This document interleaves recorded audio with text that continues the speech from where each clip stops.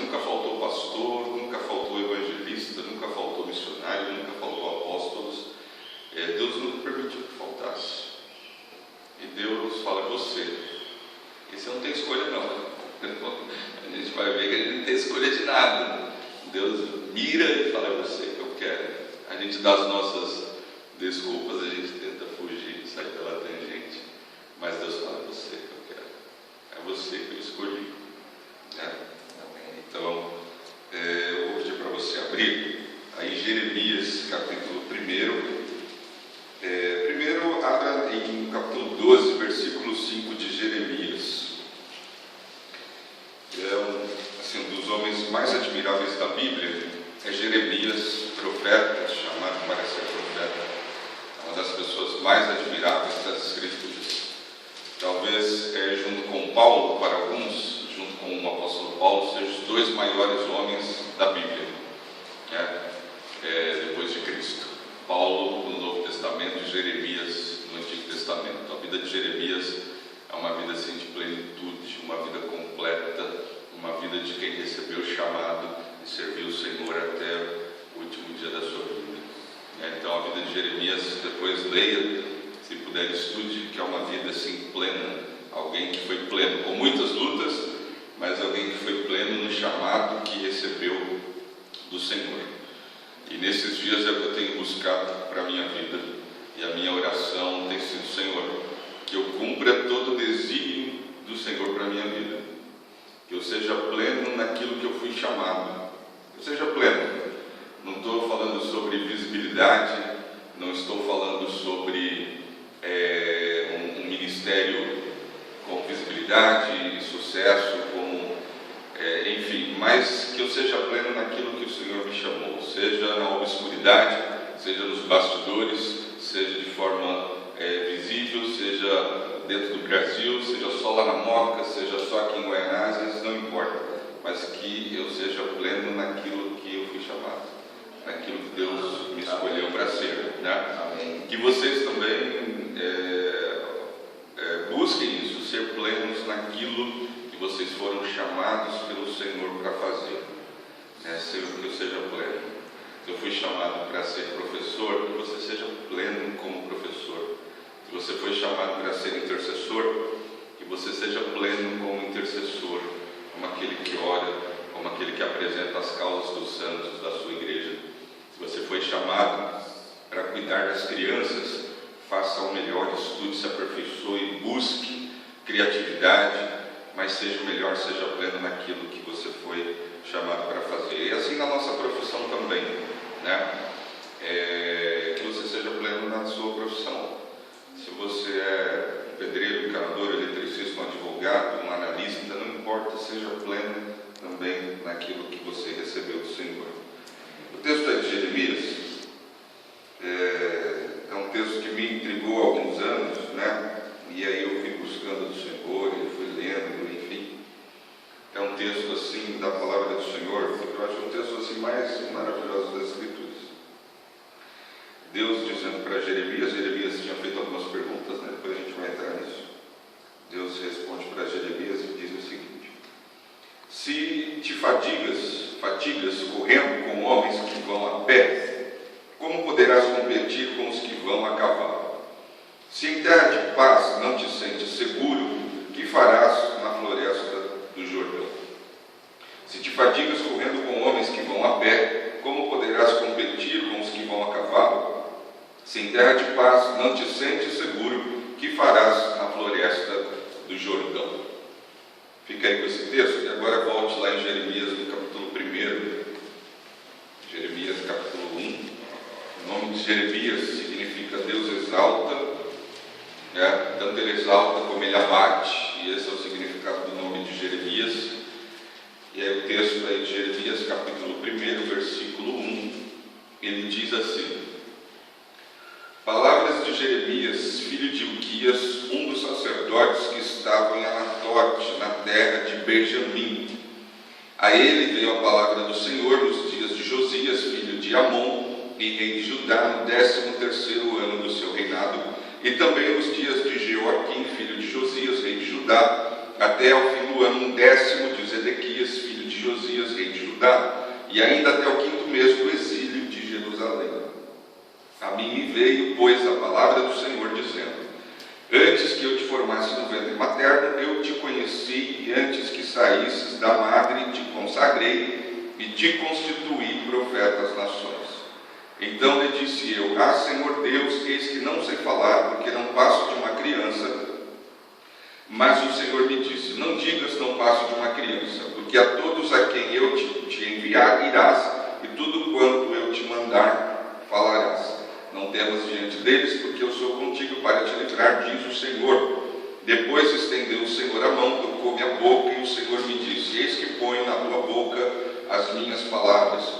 Olha que hoje te constituo sobre as nações e sobre os reinos, para arrancares e derrubares, para destruíres e arruinares, e também para edificares e para plantares. Veio ainda a palavra do Senhor, dizendo: que vês tu, Jeremias? Respondi: vejo uma vara de amendoeira. Disse-me o Senhor: viste bem, porque eu velo sobre a minha palavra para cumprir. Ficamos por aqui, depois a gente vai em alguns outros versículos, mas ainda no 18. No 1,18 diz assim: eis que hoje te ponho por cidade fortificada, por coluna de ferro e por muros de bronze, contra todo o país, contra os reis de Judá, contra os seus príncipes, contra os seus sacerdotes e contra o seu povo. Pelejarão contra ti, mas não prevalecerão, porque eu sou contigo, diz o Senhor, para te livrar. Que o Senhor fale conosco, que o Senhor comunique aí a sua palavra ao nosso coração. Amém. Amém. Engraçado aqui, ou na Bíblia, isso é uma constante, como Deus nos conhece e como Deus valoriza, e sempre o Espírito Santo deixa claro que nós temos uma história, que nós temos uma origem. E o texto começa dizendo que a palavra do Senhor é a palavra de Jeremias, filho de Ilquias, um dos sacerdotes que estava em Anatote. Então ele diz que Jeremias tinha um pai, esse pai era Ilquias, e que esse pai era um sacerdote. E ele nos diz que Jeremias era filho de sacerdote. E filho de sacerdote conhece e convive com as questões do sacerdócio, com as questões da lei, com as questões dos rituais, com as questões do sacrifício, enfim. Ele era filho de um sacerdote. Assim como um filho de pastor que cresce observando o pai. Assim como a Nath vai crescer observando o Carlinhos e a Andréia. Assim como a Nath vai crescer com um pai sacerdote dentro de casa, com um pai pastor que ministra diante do Senhor, e muitas vezes ela vai ouvir e vai saber as lutas do pai, vai saber as lutas da igreja, e ela vai presenciar muitas coisas como um filho de sacerdote, um filho de pastor, um filho de bispo presencia. E assim era Jeremias. Ele era jovem, devia ter seus 18, 20 anos, mais ou menos. E Deus escolhe esse jovem. Deus olha para esse jovem, escolhe esse jovem e diz: é você que eu quero usar, é você que vai falar as minhas palavras contra esse povo de Judá. E Jeremias, ele sabia da situação de Judá, ele sabia da situação da nação de Israel, ele sabia, ele conhecia os pecados dos sacerdotes, dos filhos dos sacerdotes, ele conhecia o pecado desse povo. Esse povo tinha virado as costas para Deus, estava adorando outros deuses, seguindo os deuses das nações, estavam fazendo coisas terríveis de adultério, de prostituição, de sexo livre, estavam fazendo coisas horríveis, queimando incenso a Baal, adorando os deuses das nações, coisas terríveis. Um povo que Deus escolheu para ser seu, esse povo tinha virado e abandonado o Deus Yahvé, o Deus verdadeiro. E aí Deus vai e fala: Jeremias, é você. E aí nós, como Jeremias, daríamos a mesma resposta. Não haveria outra resposta que Jeremias pudesse dar. Jeremias jamais poderia responder: eis-me aqui. Isaías fez isso, mas Isaías fez também depois de confessar o seu pecado. Ele disse: eis-me aqui, mas não antes de confessar o seu pecado, mas só depois que ele confessou que era um homem de lábios impuros e que habitava no meio de homens de impuros lábios. Ele confessa o seu pecado, Deus toca a boca de Isaías e o santifica, e aí sim ele diz: eis-me aqui, pode me usar, porque o Senhor me santificou. Mas antes disso não é possível responder ao chamado E aí Jeremias ele vai dizer: Senhor, eu sou uma criança, eu não passo de uma criança. Por quê? Porque imagine só você, olha a nossa nação brasileira, a nossa nação Brasil. Não temos referências de líder, não há um líder que nos inspire. Líder das nações, presidente, governador, prefeito, não há líderes que nos inspiram, não há. Estamos vivendo uma geração de pais, os pais são fracos, as autoridades são fracas, os professores são fracos, porque também tiraram a autoridade deles, mas não há liderança que nos inspire, não há santidade, não há moral, não há ética, é tudo feito na surdina, quer dizer, não é nem mais feito na surdina, a coisa está escancarada, a gente rouba mesmo, a gente suborda mesmo, a gente adultera mesmo, a gente faz tudo isso mesmo. E aí a gente olha para a igreja do Senhor, eu creio que a maioria aqui são de evangélicos, né? Mas a gente olha para a igreja do Senhor e também a gente vê homens que Deus tem separado, porque sempre haverá 7.000 que não dobraram os seus joelhos. Então nunca estaremos sozinhos, porque sempre haverá 7.000 com a gente. Então há homens de Deus, né, que Deus tem levantado como profeta. Eu posso citar alguns: pastor Ricardo Bitum, Ariovaldo Ramos, Hernandes Dias Lopes, homens de Deus que o Senhor tem levantado na nação, Augusto Nicodemos, que Deus tem levantado na nação para denunciar o pecado, e são profetas, são homens de Deus que estão aí denunciando o pecado. Há outros que dá vontade de vomitar, dá náuseas, que estão na mídia, que estão na TV, mas são coronéis, não são pastores, são outra coisa qualquer, menos pastores, né? Já se não se arrependerem, então se Deus está dando oportunidade para se arrepender e não estão se arrependendo. E aí Deus faz o que? Você olha a igreja, uma igreja secularizada, mundana, que está pensando em si, pensando em enriquecer, quando Cristo manda a gente dividir, repartir o pão, repartir o que tem, para que o outro também tenha. Você tem uma igreja que está dizendo: enriqueça, acumule, quando a Bíblia está dizendo: não acumuleis. E a igreja está acumulando bens para si. E aí você olha tudo isso, você vê esses líderes que eu passo longe deles, eu quero distância dessas pessoas. E aí Jeremias estava num contexto não muito diferente do nosso. E aí imagine você no lugar de Jeremias, Deus chega para você e fala: eu vou colocar as minhas palavras na sua boca, você vai dizer as minhas palavras para este povo, porque esse povo me abandonou e seguiu outros deuses. E aí Jeremias treme. Quando ele fala: eu não passo de uma criança, ele está dizendo: eu não tenho maturidade suficiente, eu não tenho estatura suficiente, eu não tenho bagagem suficiente para chegar diante desse povo e falar que eles vão me matar, eles vão acabar comigo. Foi o que tentaram fazer. Você vai ler a história de Jeremias e vai perceber, eles vão tentar acabar comigo. Eu não tenho condições de exercer esse ministério. Mas aí o Senhor vai responder o seguinte: antes, versículo 5, antes que eu te formasse no ventre materno, eu te conheci. Meu irmão, antes que você conhecesse o Senhor, Ele te conheceu. Antes que você pensasse em ser capaz de exercer o chamado do Senhor na sua vida, Ele te capacitou. O chamado de Jeremias, de Gideão, de Moisés, de Abraão, é sempre baseado nessa verdade de que Deus nos conhece, antes de tudo.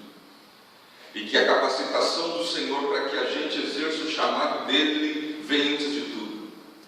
E se vem antes de tudo, eu posso exercer porque não depende de mim, não depende do mérito, não depende do meu braço, não depende da minha capacidade, porque é Ele na minha vida.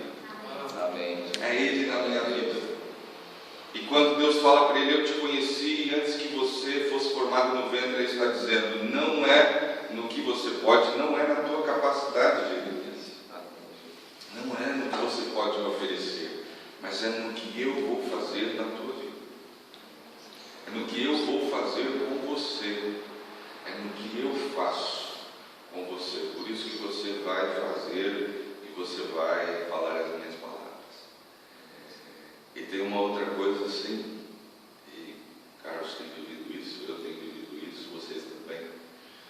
Deus não nos dá escolha. Porque se eu fosse escolher algo para a minha vida, jamais escolheria o ministério pastoral. Porque é um grande privilégio, mas não é possível exercer o ministério pastoral, missionário, evangelístico, se ele não for dado por Deus. E muitos estão falando palavras, exercendo o ministério pastoral, fazendo algo que não receberam do Senhor.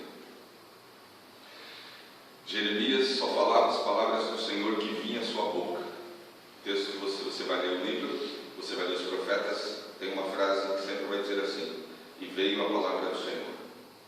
Só que muitos estão falando a palavra do Senhor sem que ela tenha vindo na sua boca, no seu coração. Mas com Jeremias foi diferente. E Deus fala para Jeremias o seguinte: não diga que você não passa de uma criança, não diga que você não pode, porque aqui no versículo 6 diz assim, no versículo 7, mas o Senhor me disse: não diga que não passo de uma criança, porque a todos a quem eu te enviar irás e tudo quanto eu mandar falarás. Não temas diante deles, porque eu sou contigo para te livrar, diz o Senhor. Depois estendeu o Senhor a mão, tocou-me na boca, e o Senhor me disse: eis que põe na tua boca as minhas palavras. Você pode crer e confiar que o Deus que te chamou colocará na sua boca as suas palavras e te capacitará para o ministério. Amém. Porque nós somos cheios de inadequações. E a primeira coisa que nós fazemos quando recebemos um chamado do Senhor é um senso de inadequação enorme que vem no nosso coração. Nós somos inadequados. Nós não somos aptos a exercer o ministério sagrado. E esse senso de inadequação ele toma o nosso coração. Quando ele veio a Moisés, falou: Moisés, é você que eu escolhi para libertar o meu povo do Egito. Moisés fala: eu não posso. Eu assassinei. Eu sou ruim. Eu tenho um passado. Eu sou rude. Eu não posso. Não é você. Isaías: sou pecador. Meus lábios só falam pecado. Da minha boca só sai pecado. Da minha boca só sai coisa mal cheirosa. Da minha boca é você, Isaías. E eu vou te santificar. Ele santificou Isaías. Gideão diz: Senhor, dentro de todas as tribos, a minha é a menor. Dentro da minha tribo, a minha família é a menor. E dentro da minha família, dentro da minha casa, eu sou menor. Tem uma expressão que eu não gosto muito de usar, mas assim, as festas do cavalo do bandido, nem do mocinho, lá do bandido. Mas assim, eu sou menor, eu não posso fazer isso. E Deus fala, e aí Deus muda e fala, vai, eu não lembro a expressão, mas vai nessa tua força, homem valente. O Gideão, que não se sentiu nada, Deus vira para ele e chama ele de homem valente. Porque Deus sabia que não era do que Gideão poderia fazer. E não é no que você nem eu podemos fazer, mas é no que Deus pode fazer em nós. E o homem de Deus, você que é chamado, nós que somos chamados, o que Deus faz com Jeremias? Você chegar no tempo. O que Deus faz com Jeremias? Deus, ele dá duas visões a Jeremias. E o homem de Deus precisa ter visão do ministério, visão clara do que Deus tem na sua vida, porque são essas visões que você recebe no início do ministério que vão nortear a sua vida. São essas visões que você recebe lá no início do ministério, do seu chamado. Às vezes acontece na conversão, às vezes acontece depois da conversão. Mas são essas visões que vão nortear a sua vida, nortear o seu ministério até o fim. Eu cito 2 homens de Deus, pelo menos o Carlinhos deve conhecer mais do que eu, que eles pregam o mesmo sermão a vida inteira. Um é o Edson Queiroz, o Carlinhos conhece, lá de Santo André. Toda a pregação do Edson Queiroz em culto de missões é Atos 1:8. Faz 30 anos, quase 30 anos que o Edson Queiroz só prega Atos 1:8. Ele vai morrer pregando Atos 1:8 porque ele acredita nisso. E o Ariovaldo Ramos, que vai morrer pregando a multiplicação dos pães, porque na multiplicação dos pães ele vê reforma agrária, ele vê lá um monte de coisa. E ele vai terminar pregando a multiplicação dos pães, missão integral. Ele vai morrer pregando isso porque essa é a visão que ele recebeu do Senhor. Ele vai fazer isso até o final. E Jeremias recebe 2 visões da vara de amendoeira que Deus fala: eu velo pela minha palavra para cumprir. A vara de amendoeira, antes vem as flores, e as flores indicam que o fruto virá, e eu tenho certeza, pelas flores que a amendoeira traz, eu tenho certeza que o fruto vai vir na estação. E Deus está falando: assim é a minha palavra, tenha certeza que ela vai se cumprir. Amém. E aí depois ele dá outra palavra. Uma era positiva: a minha palavra vai se cumprir. É positivo. E a outra é positiva e negativa, porque ele diz: há uma panela fervendo e vem do norte, e eu vou trazer Nabucodonosor, a Babilônia, o exílio vai vir, ele vai chegar, ele vai acontecer, e eu vou corrigir vocês, eu vou corrigir esse povo. E pode acreditar que isso vai acontecer. E Jeremias teve que acreditar. Por quê? Ele creu. Por quê? Porque havia profetas que eram subornados por Israel para dizer que o cativeiro só duraria 2 anos. E os profetas estavam dizendo: não, esqueçam Jeremias, esqueçam o que ele está dizendo, porque o cativeiro não vai durar 70 anos, como ele disse. O cativeiro vai durar apenas 2 anos. E Jeremias disse: não, vai durar 70 anos, porque o Senhor vai cumprir a sua palavra. Se arrependam, voltem para o Senhor, porque o cativeiro não será de apenas 2 anos, mas de 70 anos. E ele creu. E eu vou resumir: ele foi preso, foi perseguido, tentaram matá-lo, sofreu, foi desprezado. E muitas vezes nós somos chamados para pregar uma mensagem que ninguém vai ouvir, mas eu tenho que pregar porque Deus mandou pregar. Porque a palavra de juízo é uma palavra que exorta, que confronta, e ele foi pleno no seu ministério, ele pregou essa palavra, mesmo profetas falsos sendo subornados e dizendo que não, porque o povo queria ouvir que não era, enfim. Mas ele continuou e ele pregou aquilo que Deus tinha colocado na sua boca para pregar. Note que o que Deus faz com Jeremias. Começa o texto, Jeremias dizendo que era uma criança, que não era capaz, que era inadequada, que não tinha condições. E aí no versículo 18, olha o que Deus faz com um jovem de 18 anos. Eis que te põe por cidade fortificada. Deus, Ele é capaz de te colocar por cidade fortificada, por fortaleza.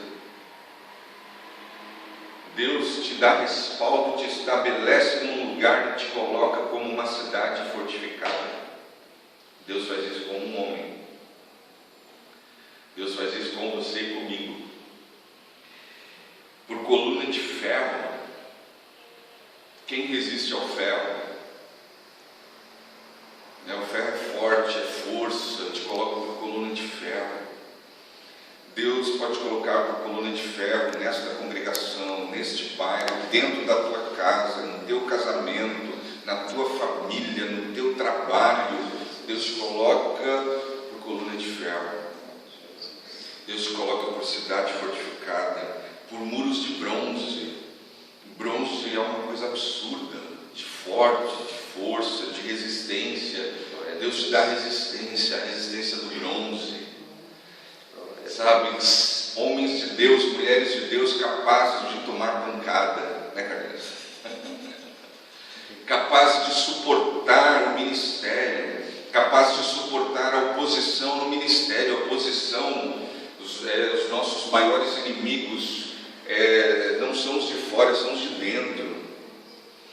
Porque os de fora, que que estão sendo usados por Satanás, a gente repreende, a gente expulsa o demônio, e a gente desencapeta o camarada, e Satanás tem que sair. Mas crente que dá lugar para o diabo é terrível. O que mais suga a nossa energia, o que mais suga o ministério pastoral, são crentes que dão lugar para o diabo. É terrível no ministério. Como é difícil lidar com um crente que dá lugar para o diabo. E as nossas maiores lutas são internas. E as lutas de Jeremias, note bem, todos os profetas profetizaram para ajudar Israel, para dentro. E era ajudar Israel que queriam matá-los, não eram as outras nações não. As outras nações vinham depois. Mas é dentro, as nossas lutas são dentro. As lutas de Davi eram internas, era dentro. As nossas maiores lutas são dentro. E se você não for capaz de suportar as lutas dentro da congregação, dentro da igreja, dentro da sua casa, né? Eu já estou entrando no tema. Como que você vai dar conta das outras coisas maiores que Deus vai colocar na sua mão? Se você sai, eu vou sair da igreja, eu vou abandonar o barco, eu não aguento mais, né? O pastor não fez as coisas do jeito que eu queria, o pastor não implantou a minha ideia, né? O pastor não reconheceu o trabalho que eu fiz. Aquela irmã falou mal de mim, aquele irmão falou mal de mim. Não quero mais, não brinco mais. Então não brinque mesmo, não entre mesmo nesse negócio, porque não dá. Mas o Senhor quer que você seja um homem ou uma mulher espiritual. Colunas, cidade fortificada, coluna de ferro, muros de bronze contra todo o país, contra os reis de Judá, contra os seus príncipes, contra os seus sacerdotes e contra o seu povo. E aí a promessa do Senhor: eu sou contigo, eu te garanto, eu te dou respaldo.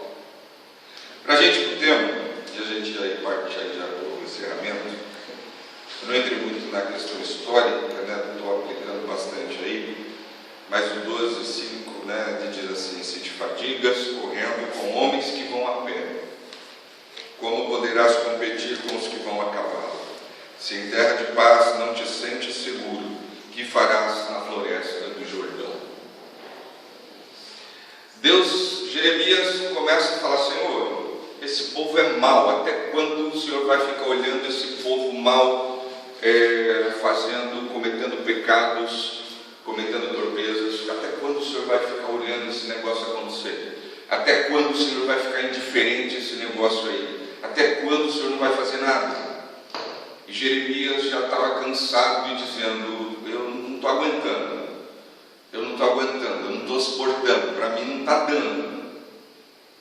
E aí Deus vai virar para Jeremias e vai falar: Jeremias, você já está abrindo o bico, cara, você já está pedindo água, você já está correndo, você já está querendo sair fora.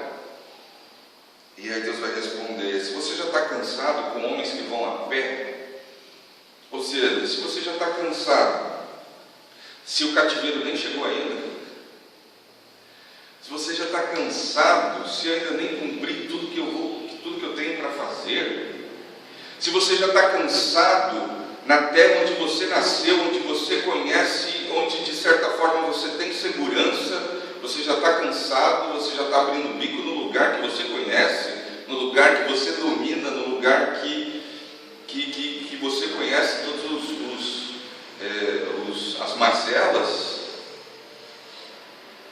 Se você, meu irmão, está cansado no teu lugar de segurança, se você já está cansado, né, no pouco que você tem recebido do Senhor para fazer, como vai ser quando o Senhor colocar uma responsabilidade maior nas suas mãos? Como vai ser quando essa congregação de 30 membros, 40 membros passar para 100, 200, 300, 500 membros? Se você já está cansado de trabalhar com 3, 5, 10 crianças, como vai ser quando você tiver 100, 200, 300 crianças?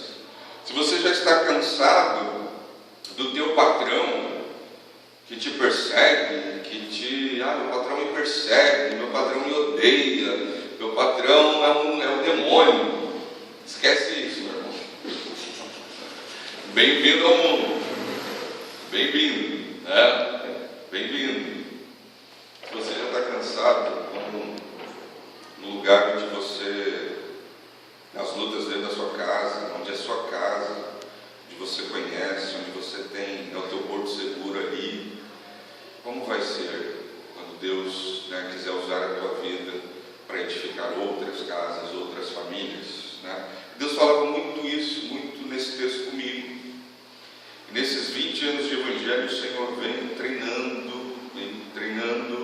e cada vez lutas maiores, cada vez responsabilidades maiores.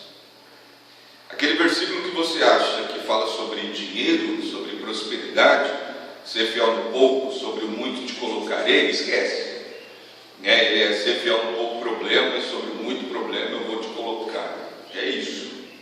Ser fiel na pouca responsabilidade, sobre a muita responsabilidade vou te colocar, e muita responsabilidade, meu irmão, é problema. Você vai ter problemas para resolver.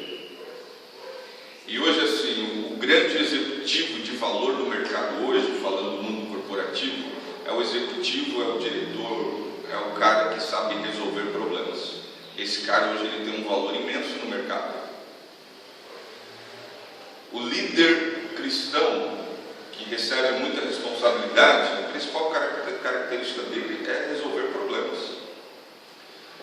Perguntaram para o Roberto Justus como que é o dia dele de trabalho.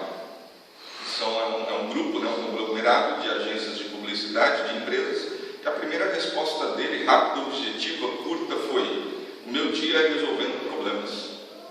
E as pessoas estão trabalhando, ele falou, mas eu estou resolvendo problemas. E o homem de Deus, ele precisa suportar as questões da família, do ministério, do trabalho, e resolver os problemas. Porque Deus, ele tem algo maior para colocar nas tuas mãos. Para todos nós. Nós iniciamos o ministério, eu iniciei meu ministério, vou falar de mim. Me converti, Assembleia de Deus, em 95. Vice-líder de mocidade, líder de mocidade, professor de escola dominical. Em 99 fui para o seminário. Então as coisas eu fui recebendo mais preparo, mais dons, me aperfeiçoando, e as responsabilidades foram aumentando. E os problemas também foram aumentando. Eu era um garoto, morava com meus pais, passei a ser homem quando saí da casa dos meus pais e tirei a minha esposa da casa dos pais dela e formei uma família. Me tornei homem. Meus problemas aumentaram. Contas para pagar, dívidas, desemprego, não dá para voltar para casa do papai e da mamãe, tem que resolver ali os dois, dobrar o joelho e orar, não dá para ficar ligando toda hora, mamãe me socorre, papai me socorre, não dá. Vamos dobrar o joelho, vamos, irmã Simone, dobra o joelho aí, e vamos orar, e Deus vai mandar a manteiga, vai mandar o sal, vai mandar o arroz, e Deus vai fazer, mas não vai ligar para a mamãe não, vamos orar. E é assim a vida. É a vida do homem de Deus e da mulher de Deus. Se te fadigas correndo com homens que vão a pé, como poderás competir com os que vão a cavalo?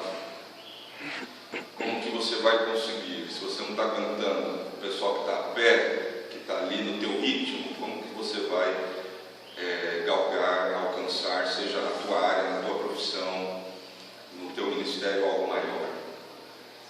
E se em terra de paz não te sentes seguro, como farás na floresta do Jordão?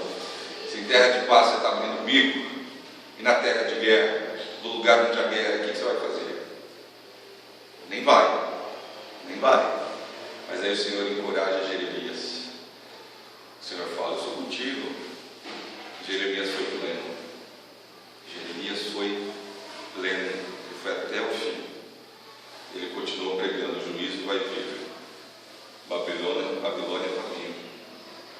Nabucodonosor está vindo. Está chegando, é 70 anos, não são 2. Prenderam, maltrataram, desprezaram, mas ele continuou pregando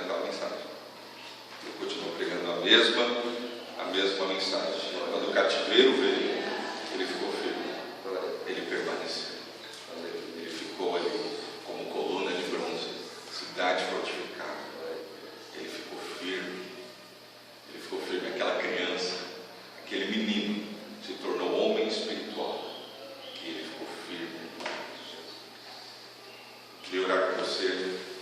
Vamos orar.